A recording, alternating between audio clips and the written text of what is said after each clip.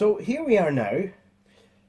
I have completely set up the itsy bitsy teeny weeny Intel Core 2 based Mac Mini in the retro computer corner. And thanks to the magic of video editing, we're also now into the first week of April. Whereas the last clip I recorded kind of mid to end of March. Whoops. A lot's happened since I recorded that last clip and this one. I have to be completely honest. Unfortunately, I've been ill and been in the hospital, but I'm now ill with something completely different. I've now kind of got a standard kind of common cold, which seems to be going round, which is a bit odd because it's spring. It's, I'm not usually susceptible to hay fever, so it's not anything to do with that. It's just that the weather here has been a wee bit mang and has been perfect for things like the common cold to develop. Anyway, enough about that. Let's go back to the Mini Mac. So what I'm going to do is I'm going to switch over on my KVM to channel 3, even though I'm not retro gaming and don't have so I have to make sure I'm on channel 3 for a Mac. That's something.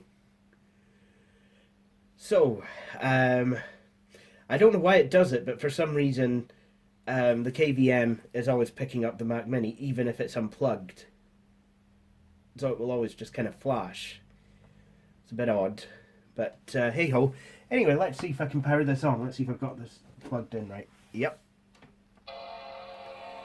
It bonged.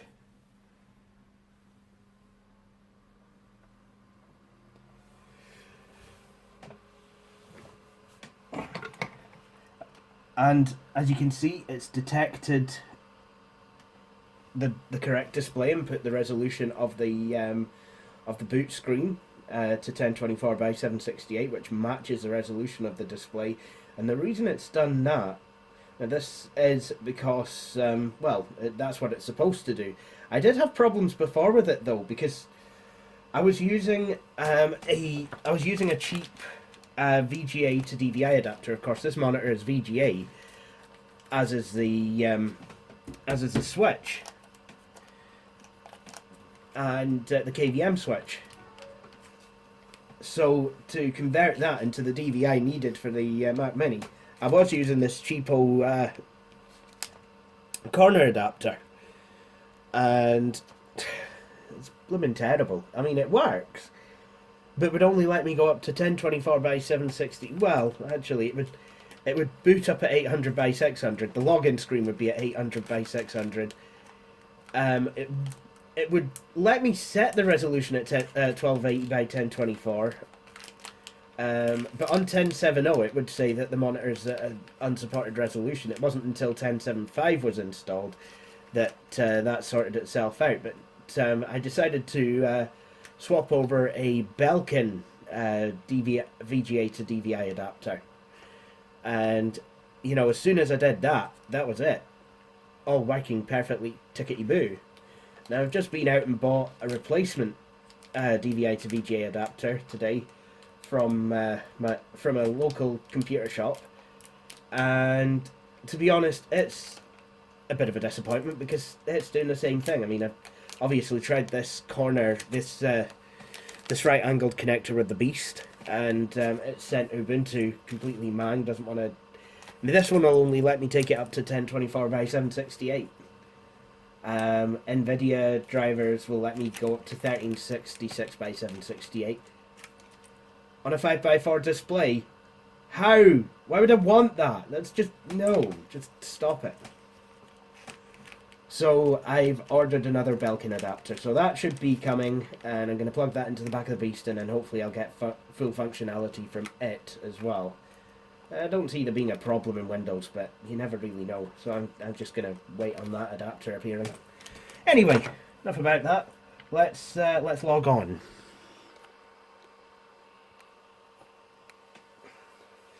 Nice smooth transition to the desktop. So here we are. I can use this Windows keyboard, even though it's PS2. There we go. But I've got to completely get the hang of the keys, which is Command and Option. Windows key plays as Command, and the Alt key plays as Option, which is okay, because on older Macs, the Option key did say Alt on it as well. And the Command key, well, I mean, that's basically the old Apple key, so, it would follow that the Super key on a Windows keyboard, would map to the Super key on a Mac. Well, I call it the Super key. That's what Linux calls it. So yeah, you've got an extra command key there. It does basically what any operating system wants. Or if you're using Mint, then it does absolutely nothing, which is a bit of a shame. But yeah, so let's have a wee look at the system profiler. As you can see, this is running macOS version 10.7.5. I would have gone 10.6, that was my plan, but at the time I only had installation media for Lion, so decided to give that a whirl. Because I just kind of felt that, some more apps might still support it, but anything that I have on here will mostly support Snow Leopard as well, so if I find that this is getting a bit too slow, I might install Snow Leopard and do a video on that. I do have a later version of Growl on here though. That works. There's also an eject button on the Finder bar. I forget what you call this, but because I don't have an eject key on my Cherry keyboard, which is a if I remember rightly, I don't actually. It's a Cherry. It's a Cherry ML 4100, named because it uses Cherry ML switches, which are kind of like almost kind of laptop-y kind of switches. Not bad. They're a bit stiff, but I guess it's kind of like you get used to it. Kind of like if you're typing on a buckling spring keyboard for the first time, you might find the keys a bit heavy, but as you type on it, you kind of learn how it goes, and then you and it just become one. So I'm kind of hoping that's the way with this keyboard. Only difference is I don't use it on my main machine. I have a Geezer keyboard which has got clone Cherry MX Blue switches in. Anyway, so let's have a look. Let's continue on with this. Let's move the screen over. Actually, that might make some sense. So it's a mid 2007 Mac Mini. Actually, I thought it was a 2006 one. That's okay. That is a turn up for the books. Okay, nice. It's a 1.83 gigahertz Intel Core 2 Duo. It has 2 gigs of 667 megahertz DDR2 SD RAM. Intel GMA 950 64 meg. So it is still using an older chipset actually. Come to think about it, it's because of course the mid 2007 MacBooks were of course using the late 2007 MacBooks, I should say. Actually, yeah, it was the late 2007 MacBooks started using the Intel 965 graphics chips, which were actually quite a bit better. And then, of course, the software macOS Lion 10.7.5. So if we have a look at the display, we see that it has correctly detected the display, like I said before, Dell E176FP display, 1280 by 1024 on the Intel GMA 950 64 meg graphics card. That does work. I mean, seriously, that does work. I mean, there's not a problem with this. I mean, there's quite a lot of games that I could run, especially, if I decided to boot camp this with Windows. Disk formats that can be written: CDR, CDRW. This is a combi drive, so it really is kind of base. Kind of. I think this was probably the base Mac, because the still would come with super combi drives. I was actually quite shocked that even the late 2007 MacBooks did come with combi drives, because, to be honest, on the PC side of things, that's the sort of thing you got in the early 2000s, not in the late 2000s. I mean, it's like, by PCs, we kind of got to about, the mid to late 2000s, the mid 2000s, and even the bargain basement machines were being sold with DVD burners. So, for this to have a combi drive, it just kind of shows Apple being really kind of, yeah. And you could really tell, I think actually when Intel Macs started to come out, you could really tell like how much more you were paying, for certain features and what have you. But apparently the rumor mill's been going. Apparently Apple could be going for their own chips in the Apple Macs. Now those chips are ARM based, so if that is correct, then that means that we could be going back to RISC processing on Macs by 2020, and that will make Macs a unique type of machine again. Because a lot of people did prefer Macs when they were PowerPC based. I've got a couple of PowerPC Macs myself. I've got the iBook G3 Snow 800, and I've got the iBook the PowerBook G4 15.4 inch with it's got the 1.25 gigahertz PowerPC chip. And some of the stuff that you could do on the PowerPCs, especially clock speeds. You just could not compare them to Windows clock speeds, to CISC clock speeds, to Intel x86 clock speeds. Really, it's like what what you'd get out of a 800 megahertz Power Mac G4. That would be kind of equivalent on the PC side. And please stop me if I'm wrong, and I'm not. No, I'm kidding on. Would be equivalent to around 2 gigahertz, I would believe. So, if someone had given me, let's say, for example, in 2005, if someone had given me a PC laptop with only a 1.25 gigahertz processor, I'd be like, okay, so, A, what have you been smoking? And B, can I have some? Because, 1.25 gigahertz x86 CPU in 2005, well, literally, you just have to take the Lonely Island approach and throw it on the ground. Anyway, so back to this. We've got a 250 gig hard drive. Now, you might have noticed that the fans ramped up from the minute I powered this machine on, and they have not stopped. Well, I reckon that the hard drive was probably upgraded after the fact, and actually, my friend Elmo3 reckons the CPU could have been upgraded after the fact as well. Because we all kind of thought that it was, 2006 model, and the chipset in this thing would suggest Cordio. But so we know that the hard drive has been upgraded. The memory probably definitely has. These would have probably came with a gig. The CPU, like I said, I think the CPU possibly might have been. I don't know. But the thing about upgrading the hard drives on Macs is that they tend to have a thermal sensor on them.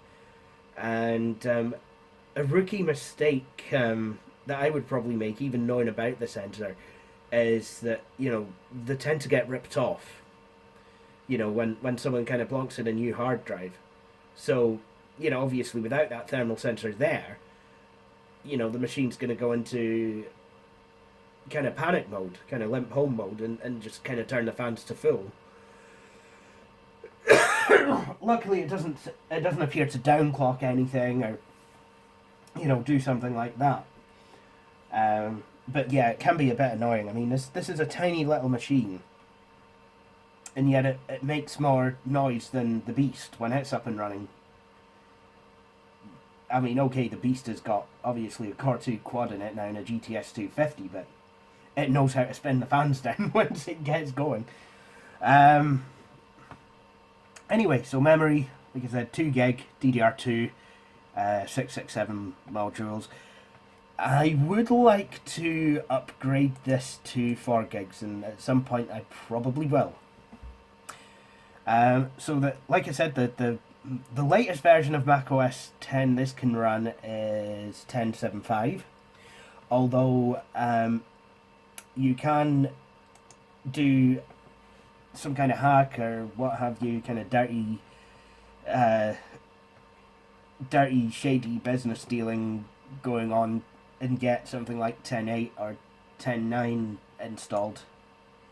If this had a more powerful processor and much more memory, then yeah, I wouldn't mind having a Mavericks machine.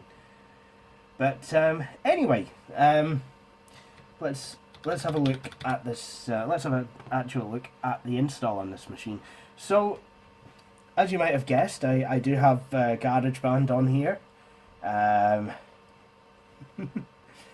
You know what? I'm going to do something. I don't know how well I'm going to be able to do it on this Cherry keyboard, but I'm going to try it anyway. GarageBand is attempting to complete a download. The lessons will be available to use. A new version of GarageBand is available.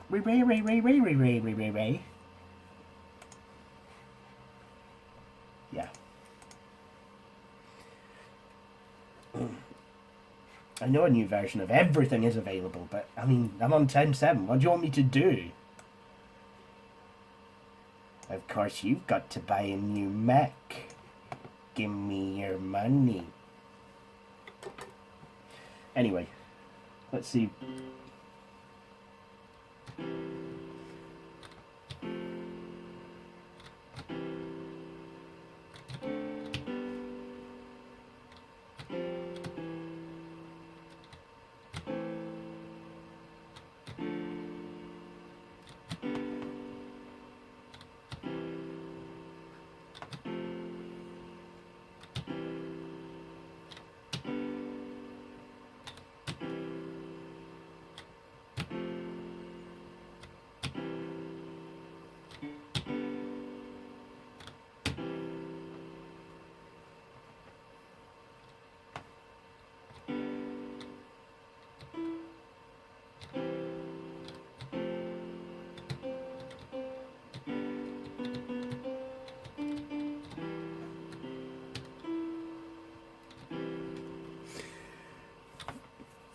Well, some of you original viewers might recognise that last one, but the theme that I was trying to play before, the song that I was trying to play before, was of course my old 2012 through 2014 Blue Planet 64 theme. Of course, then I could go, whoops.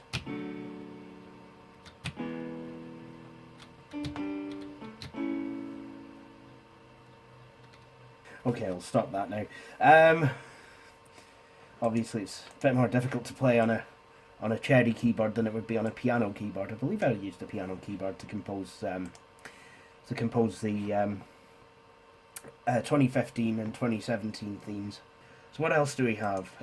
We have iDVD, which is quite amusing because there is no DVD burner in this machine. One thing that really kind of got me feeling nostalgic actually about this particular machine, well, just about any kind of Mac in general, was this. And my iMac used to load this a lot quicker actually. Yeah. That was an i3 550. That was almost double the speed of this. And it had four more logical cores. 2 more logical cores. Yeah, hyper-threaded. That's not Olympic sewing, by the way, just in case you wanted to know. But yeah, this was Office 2011. Now this version of Office was actually really quite you know, it was one that I was looking forward to, and I had money back when this came out, so I literally was able to go into the Apple Store and basically do a Philip J. Fry going, shut up and take my money. Literally, I mean, this came out, I was able to, I basically was able to kind of, go to them and say, look, can I have a copy of this? And then kind of give it plastic. Because, yeah. And the reason that I made such a rash decision to go out and impulsively buy a full copy of Microsoft Office off the shelf in the Apple Store at full price was because of this wee program here. Now, Windows users might be thinking, but Jay, what the hell do you think you're doing? I mean, Outlook, surely that should be on your old version of Office. Well, you would think so. You would probably think so, but unfortunately not. See, back a wee while ago, Apple actually changed. I'm going to shut this up now, actually, because I don't actually plan to plumb in any accounts for this. But certainly, I can't remember which version of Office they did it with. I think it might have been Office 2001, although I could be wrong. Microsoft decided to go a completely different way with the mail and PEM client. Instead of Microsoft Outlook, what you would get instead is a program called Microsoft Entourage. And I do have that installed on my PowerBook G4 because I installed Microsoft Office 2004 on there. Or did I? Yeah, no, I did. Although my copy of 2008 would work if I wanted it to. So you got Microsoft Office, you got Microsoft Entourage in place of Outlook. And in order to be able to use Entourage with Exchange support, you needed the professional version. You could use Entourage fine with the IMAP or pop accounts, just using the standard home edition of Office, I believe. If you even got it, I think you did. But if you actually wanted to use it for Outlook, if you actually wanted to use it with Exchange emails, which at the time I did, then you needed the full version. And I ended up getting the full version of Office 2008 as well, earlier in 2010, to install on my MacBook Pro. And, obviously got around to setting up Entourage, and it wouldn't work initially. But I remember the night, actually, I was setting it all up, and, I managed to... for some reason, I was listening to War of the Worlds that night, and while I was doing that, I was messing about on DOSBox installing Windows 3.1. So I and after I was done with that, suddenly Entourage started getting all my emails and downloading them all. So that was a bit weird, but it was always a wee bit odd with Entourage, and to be honest, it was quite old. It had code from the 1990s. This was end of the 2000s. And this, it was a terrible mail client, and Apple, Microsoft Office for Mac users had just about had enough.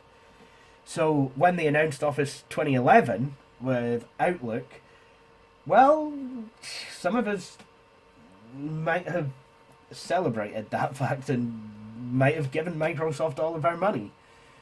And, in return for which we got this, which is Microsoft Outlook 2011, and it looks a lot like older versions of Microsoft Outlook. You have a toolbar. This is the thing about Office 2011 is you do have, as you can see, you do have the ribbon, but you didn't have to use it necessarily. You still had, your standard.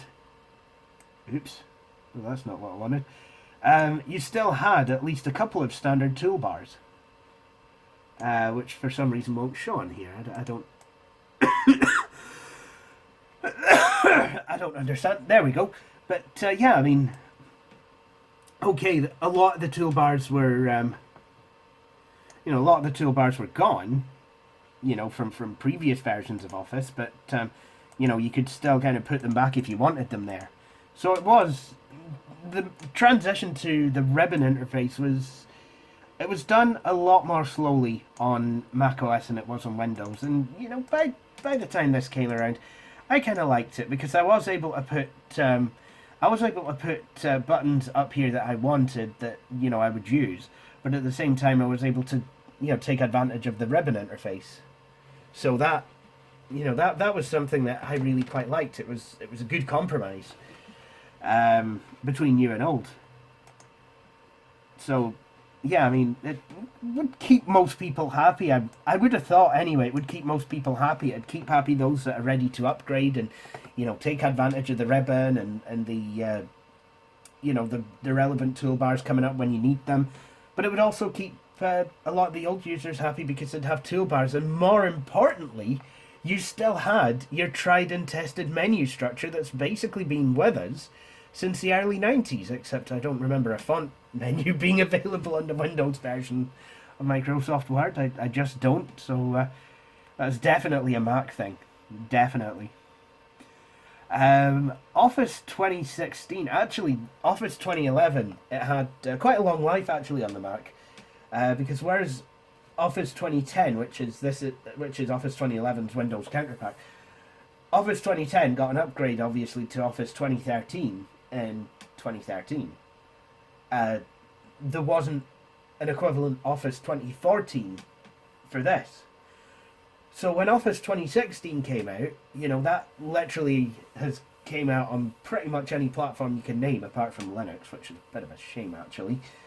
But, you've got it for all your mobile platforms, and you've got it for Windows and for Mac. And they've actually decided to go back to having a uniform look across all devices. Because I remember Office 98. It looked like Office 97 on Windows, but Mac users were all in a tizzy and be like, you've got to make it feel more like a Macintosh application. So that's what Microsoft did, with Office 2001 onwards. They made it more Mac-like. But this is brilliant. If it looks like a Mac application. If you want it to, it'll operate like older versions of Office. It'll operate like newer versions of Office with the ribbon. What's not to like? Really, what is not to like? It's better something for everyone in this. It literally does try to be, and I think succeeds actually, to be all things to all people. This really is one of the best versions of Office that I've used. And obviously the only criticisms I have is that, you never did get the full set of Office applications on the Mac.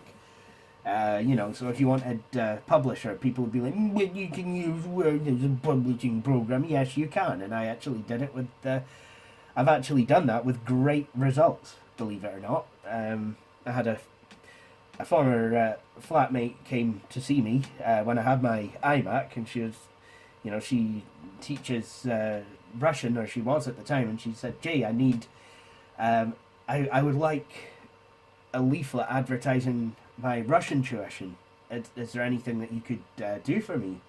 I want to make it look, I want to make it look professional.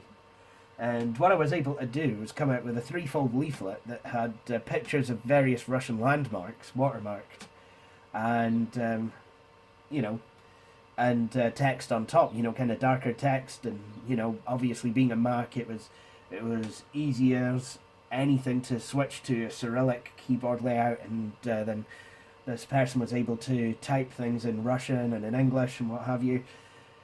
I mean, yeah, it all could be done on Windows and Publisher and Word on Windows, but, yeah, it does work. You can publish stuff in Word. You can use Word as a desktop publishing package, but I don't know, I think I prefer Microsoft Publisher for that, and, still would use Microsoft Publisher in Windows if I needed to publish stuff, which is, complete shame, because you're supposed to publish stuff on the Mac, because that's what the Mac's for, right? But, yeah, I keep rambling. So, here we go. Yeah, this is Microsoft Word, this is Microsoft Office 2011. Like I said, we got Outlook in Office 2011, and finally we had basically the same program that our Windows user counterparts had at the same time. We had the same program. We had Outlook. and it worked a lot better. Still kind of a lot of error, kind of sign out type kind of error message dealies that you don't really seem to get as much of on Windows. But at the same time, it did work, and it worked very, very, very well.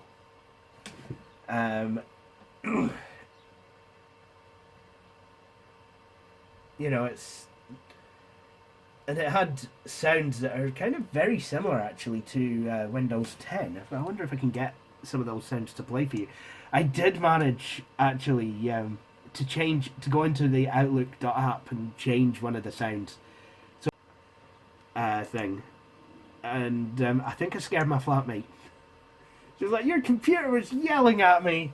Okay, so you know, let's have a listen to some of the sounds on this. Oh wow.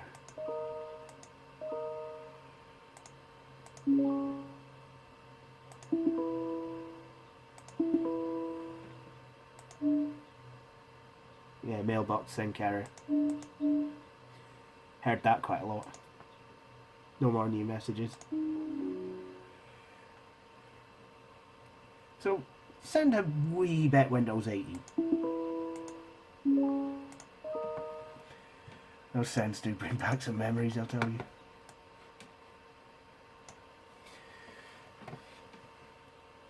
So, that's obviously you know, productivity applications that I was using back then. But what about modern day stuff?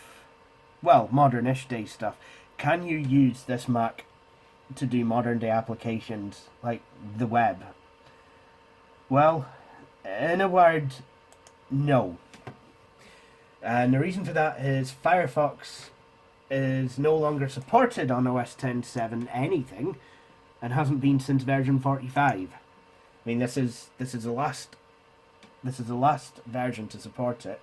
It's an extended release, and well, the extended release cycle has came to an end. So, you know, there's not going to be any updates for this. So I'm basically going to be up shit creek without a paddle if you know, I was to succumb to any security kind of flaws, and that will happen. I mean, look at the number of security flaws we've had between Meltdown, Spectre, Cambridge Analytica, Heartbleed, WannaCry, goodness knows what else. Just yeah, no. That isn't to say that I can't use anything on the internet at all. I have managed to install an early version of TeamSpeak. Again, I probably shouldn't use that, but it does work. It does work with my friend's TeamSpeak server, and you know, it actually does go. So, you know, if I needed to, I can actually use TeamSpeak on this computer. Would it work with my Logitech wireless headset? Well, probably. Actually, probably. We also have a photo booth, but there's no webcam connected to this machine. iWeb, that's very old. iPhoto, if you want the computer to make a complete mess of your photograph collection, go ahead, be my guest. I just kind of had to learn the hard way when I went back to Windows. The App Store, that works, and if there's any apps that are on there that are old enough, they will install. I do have a couple of apps on here that have installed, like Angry Birds and Bus Driver. So how well do you think this games? I mean, Bus Driver, you know, you've got to figure it's quite a simple game. I mean, the graphics aren't anything to write home about, right? So, you know, you should be able to just kind of put this on a really low resolution, right? Well, why don't we find out?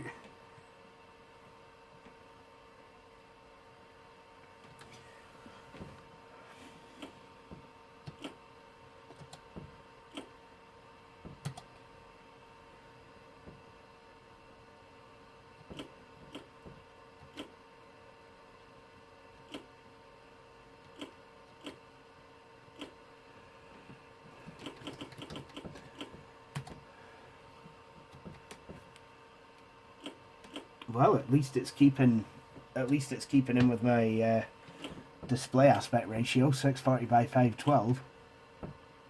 Refresh rate default. Quality settings low. Yeah. If it's available, turn it off.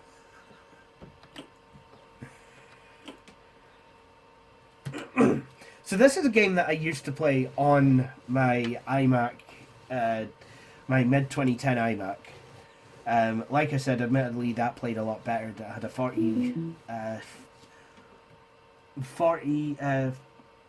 56 Radeon 5670, I believe.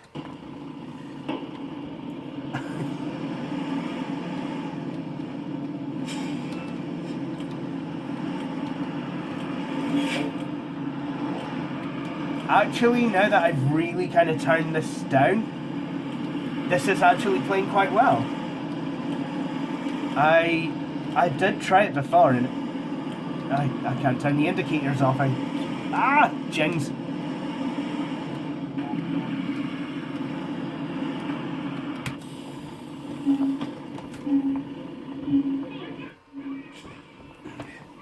Keep turning the indicators. Where's the... There we go, left indicator. That's how to get a few quick easy points. Change lanes.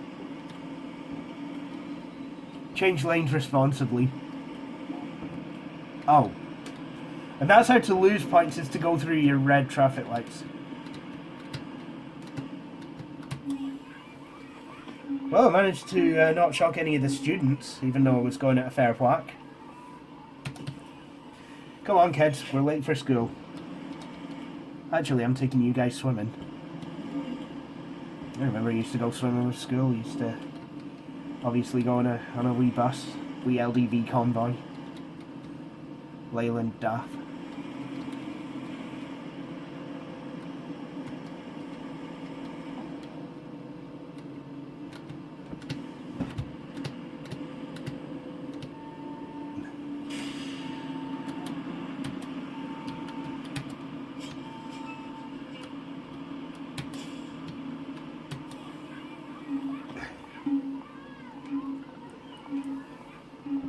There you go, enjoy your swim.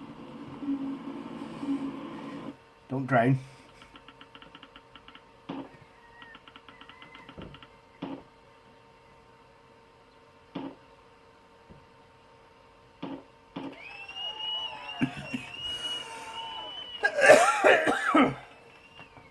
Well, I've still got a cheer. Maybe I could take over from First Aberdeen. I just sat here with the wee Mac. I'll control the buses doing that. Although I would demand a change in conditions. I'd want a more powerful Mac.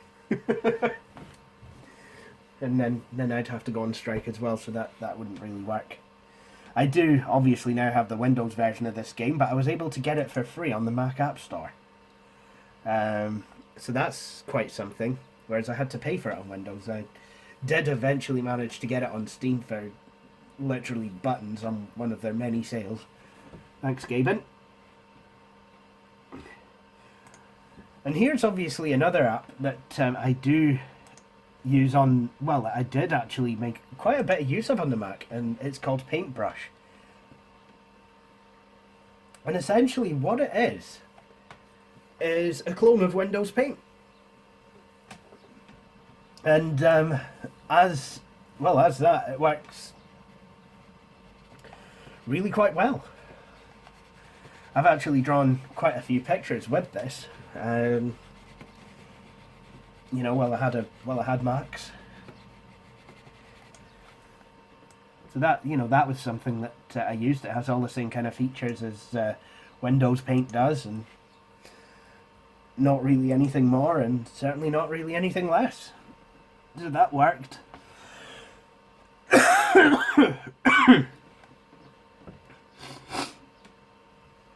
Obviously, you've got chess for the Mac. I mean, I'm no chess player, so don't even bother to try. But before I do end this video, let's see how well Angry Birds plays on here. Because that was a game that was relevant back when I had a Mac. So even though this computer is from more than a decade ago, I must admit, I have it has made me quite nostalgic for when I did use Macs. I know it sounds strange.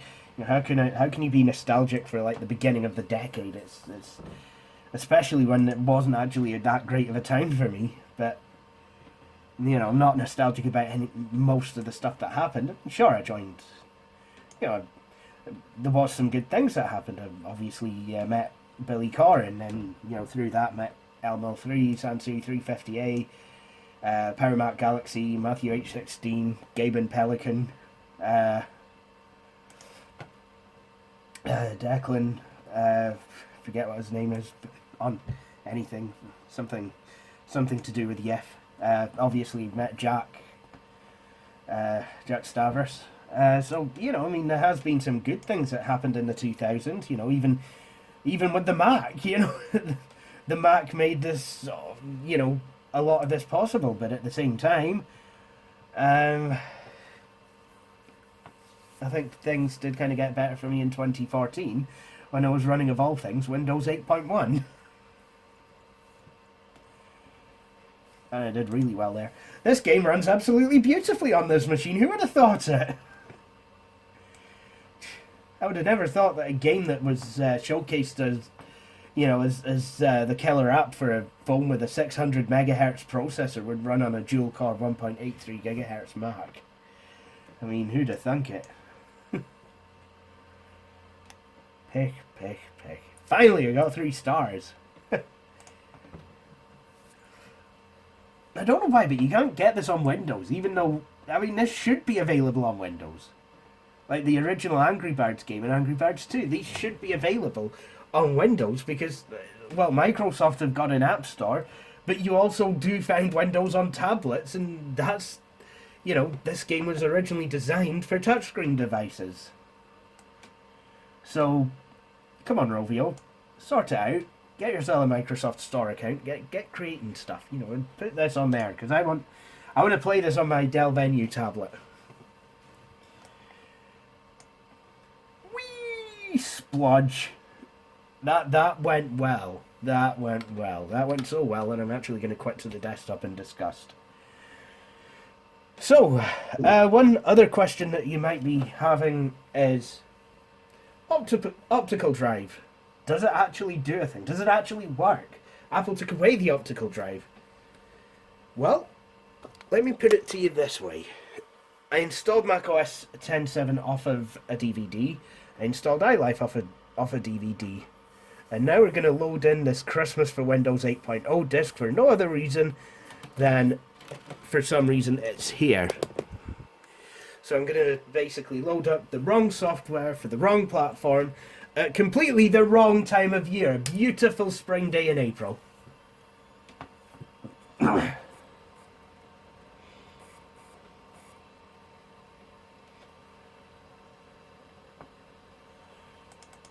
Oh yeah, of course this is an audio CD. I'm not going to play that though because that's kind of full of Christmas. Uh-oh. iTunes is going to try playing this. I don't want to listen to Christmas music. There we go. Just changed. I have an audio switcher as well, so I was able to just get I was able to get out of that and change to channel 1. I'll change back to channel 3 now. But yep, that works. And what about ejecting the disc when I'm done? Well, I can do this. I can eject from the top bar, or I could drag the CD drive down to the trash. And there you go. So this optical drive has fared pretty well, actually. So, that's a Mac Mini. So, I hope you all enjoyed watching this video. If you did, please feel free to subscribe to the channel, follow me on Patreon, and join me for my next video. Cheery bye.